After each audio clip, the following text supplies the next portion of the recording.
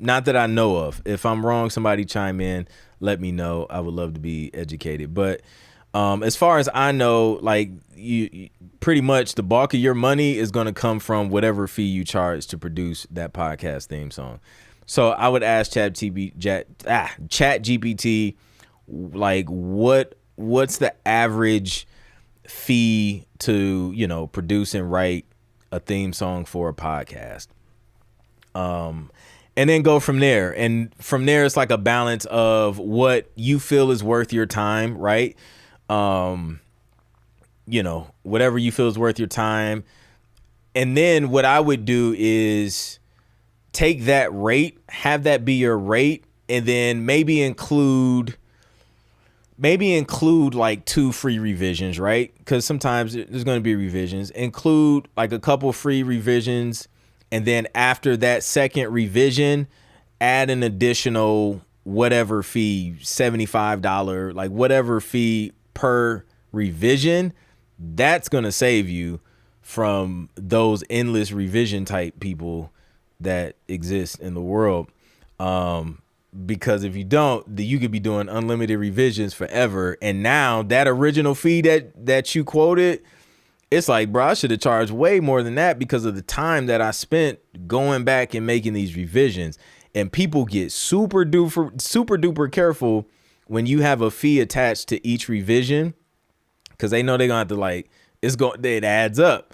So when they do send you a list of revisions, they will think very, very carefully, and they'll try and keep it within that free revision limit.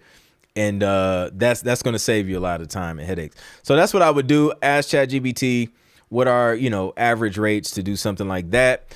And then compare that to what you feel comfortable charging, what you feel you're worth in terms of the time you're going to spend doing that.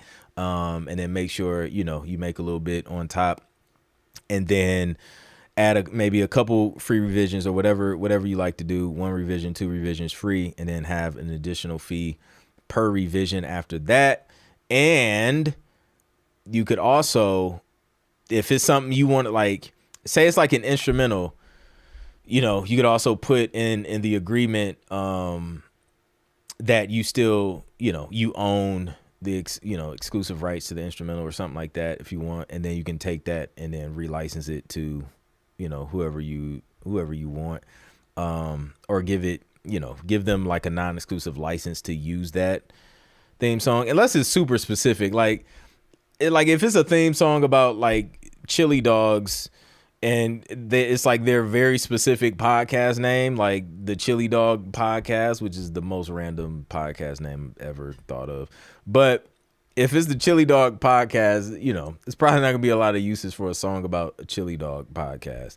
So, if the instrumental could be used, you can still use the instrumental. Lyrics, maybe not so much, but you can just play it like that. Yeah, man. Yeah. I mean, she has years of practice, doing this. So she's gotten pretty good at it over the years, I must admit. What's up, Allison? Shout out to Allison in the building. Theme songs for podcasts sound like an untapped market. Yeah, man. Because, everybody's starting a podcast now. So everybody wants to kind of have their own theme song. Just like, think about it this way. You know how like radio shows, everybody who has a radio show has like a radio show theme song that comes on when it's their segment or whatever. It's like same with podcasts. Now you could be the one to create podcast jingles or whatever. So yeah, I definitely think there's opportunity there. Zimzada, she produced a podcast theme song too. I've done one some years back. I don't know if they ever released it or not, but yeah, man, people want podcast theme songs.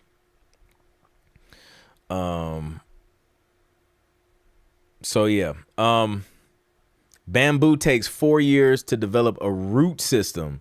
4 years just for the roots. It's crazy. Bamboo is strong too. Like once it's up, it is up and hard to break. Shout out to Bamboo. Key of A flat, 100%. That's the go-to bump key right there. Um, the amount of times I feel like giving up is crazy. 100%. That's normal, man. It's normal to want to give up, but what will set you apart is just not giving up. That is going to set you apart from everybody else. When submitting to libraries, do you recommend sending a 5 to 10 track playlist and sticking with a niche? Yes, I do. I'm usually around 5 because I think it's less overwhelming unless I'm pitching like an entire album, like say like a 10 track album, and I'll just package it as an album. Then I'll do like 10, 7 to 10, but 5, usually 5, get the conversation started.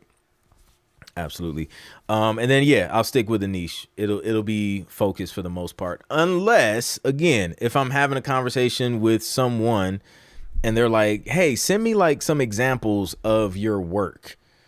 And that's just to get an idea of production quality. In that case, I'll go ahead, maybe send a variety of stuff. Rich says, this sounds like my wife's garden.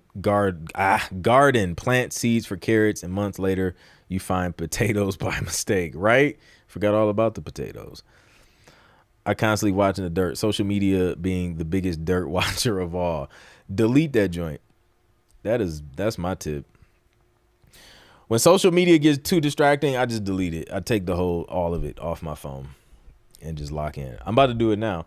I found myself scrolling on Instagram way too much. Earlier today, I was like, oh, I'm about to delete it. Just delete. Just delete it. It's just not, it's not worth what it does to your productivity. You know what I mean? And your focus. Just delete it. Come back to it once you get what you want to get done. It's not going anywhere. It'll still be there. And then you'll log in. You'll realize you didn't miss that much. You'll be caught up in like 20 minutes. So yeah. What are your thoughts on libraries that have due dates for albums in their contracts? I don't mind it. It helps me, honestly, to kind of prioritize things. So I like due dates. And what I found is that a lot of times they're pretty flexible.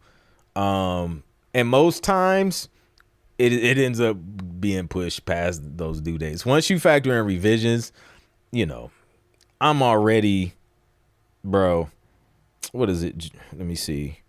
June, July, August. I'm already like 2 months past a original due date that was discussed on a project. Just waiting on revisions and submitting revisions. So I don't stress too much about it. I just I'll communicate with them and kind of keep them up to date. But most have been pretty flexible, for sure. I told them I might delay because I have other projects, and they say that's okay. If I delay, they just have the date on the contract because it requires one. Yeah, exactly. Yep. No big deal. I just did one for podcasts. I just charged a flat rate, and it was a non-exclusive license. Boom, there you go. You have a top grade, mid grade, and low grade, like for the indie artists. Yep. Yep. Exclusivity versus non-exclusivity affects price. Great factors.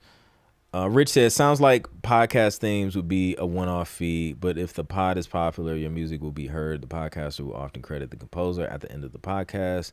You can specify how. Yeah. Adam McKillis, founder of the Billboard 500 Club, told this story. In 2019, he and his songwriter partner pitched a song to a South Korean publisher. They did both the lyric and music.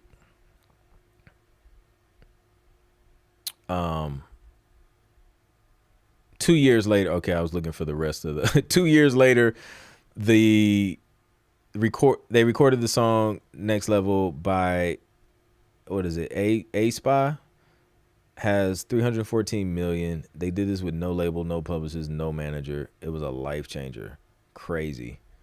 No excuses, man. Just like get it done, put it out there. The Masa Chip podcast. That's going to be the spinoff of the Music Is My Business podcast. It's gonna be the Massa Chip podcast. That's hilarious.